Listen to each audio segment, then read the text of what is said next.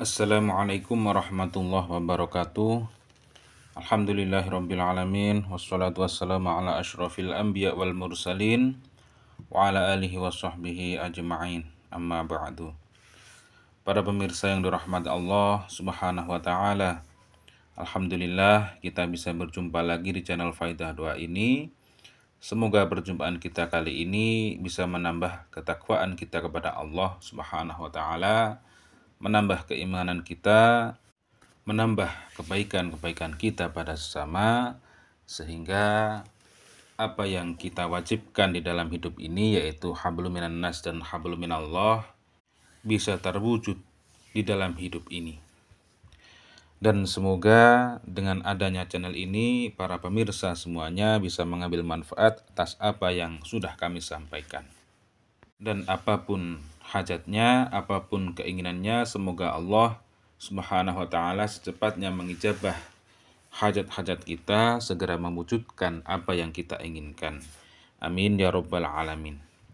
Para pemirsa yang dirahmati Allah Subhanahu wa ta'ala, apabila Anda mengharapkan sesuatu ingin cepat terwujud, hajat Anda segera terkabul dan doa-doa Anda segera diijabah oleh Allah Subhanahu wa ta'ala, maka Anda wajib tahu 3 hal ini, yaitu yang pertama, Anda harus introspeksi diri atau muhasabah diri, dalam artian Anda harus menyesali dosa-dosa Anda, menyesali sesuatu yang sudah Anda lakukan yang tidak disenangi oleh Allah Subhanahu wa ta'ala.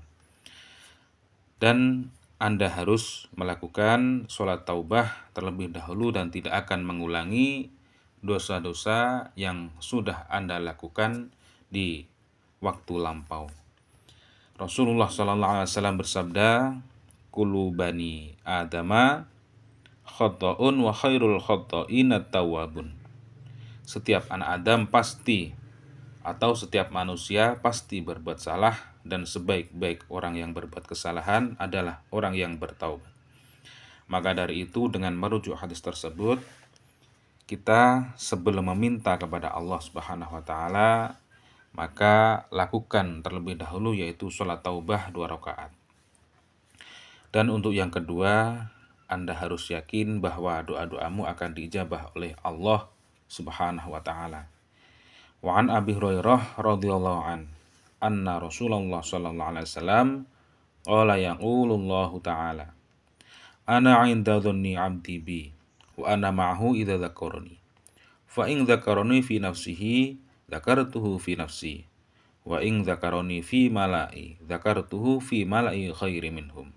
Dari Abu Hurairah radhiyallahu an, ia berkata bahwa Nabi sallallahu alaihi wasallam bersabda, Allah Ta'ala berfirman, "Aku sesuai prasangkaan hamba-hambaku. Aku bersamanya ketika ia mengingatku.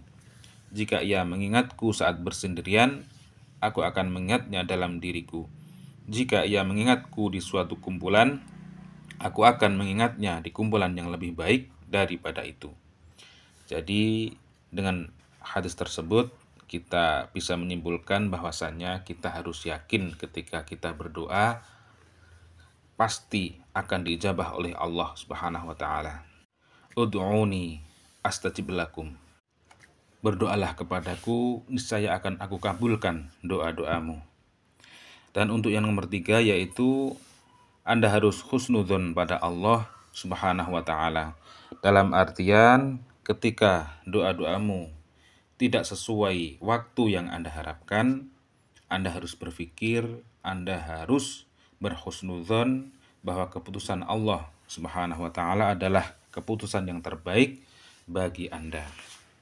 Misalkan Anda menjual tanah atau rumah dan Anda mengharapkan laku di bulan Agustus, dan kemudian Allah Subhanahu wa ta'ala mengijabah tanah atau rumah Anda laku di bulan Desember, maka itulah yang terbaik buat Anda.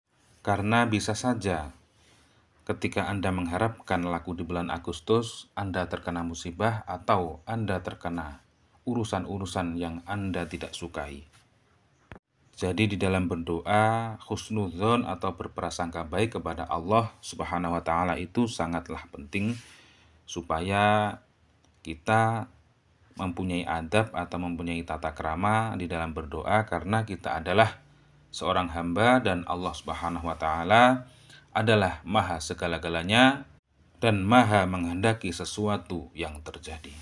Semoga dengan kita melakukan 3 hal tersebut, yaitu adab dalam berdoa, semoga Allah secepatnya mengijabah doa-doa kita.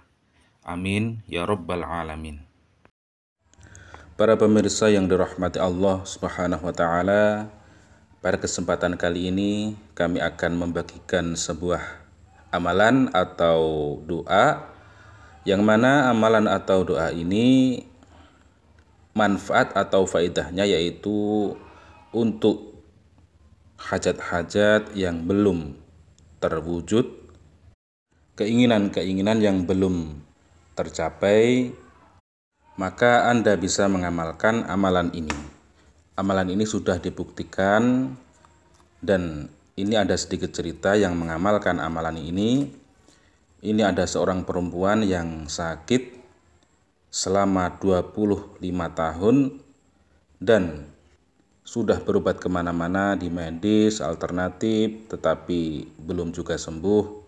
Kemudian beliau mengamalkan amalan ini selama 7 hari, dan alhamdulillah penyakit beliau diangkat oleh Allah Subhanahu wa taala dan orang tersebut sembuh dari penyakitnya. Dan kemudian beliau setelah sembuh dari sakitnya, beliau ingin mempunyai usaha dan ingin rezekinya lancar. Kemudian beliau mengamalkan amalan ini selama 7 hari, dan alhamdulillah doanya diijabah oleh Allah Subhanahu wa taala. Beliau mempunyai usaha, ekonominya lancar, dan diberi kesembuhan dari penyakitnya oleh Allah Subhanahu wa taala. Bagi para pemirsa yang ingin mengamalkan amalan ini, silahkan izin terlebih dahulu dengan cara menulis lafadz qabiltu pada kolom komentar sebagai sambung sana dalam mengamalkan sebuah amalan. Adapun doa dari amalan ini yaitu Allahumma inni as'aluka wa atawassalu ilaika bi bismillahirrahmanirrahim an taqdiya li hajati hadhihi. Kemudian sebutkan hajatnya, bisa dilesankan atau cukup disebutkan di dalam hati. Dan untuk amalannya yaitu membaca Bismillahirrahmanirrahim fi majlisin wahidin sebanyak 12.000 kali. Maksud dari fi majlisin wahidin yaitu diamalkan dalam satu tempat, dalam satu waktu. Dan untuk tata caranya yaitu Anda sholat taubah 2 rakaat terlebih dahulu, kemudian sholat hajat 2 rakaat terlebih dahulu, kemudian mengamalkan atau membaca Bismillahirrahmanirrahim sebanyak 12.000 kali, kemudian berdoa, dan doa tersebut dibaca berapa kali? Yaitu doa tersebut dibaca sebanyak 11 kali.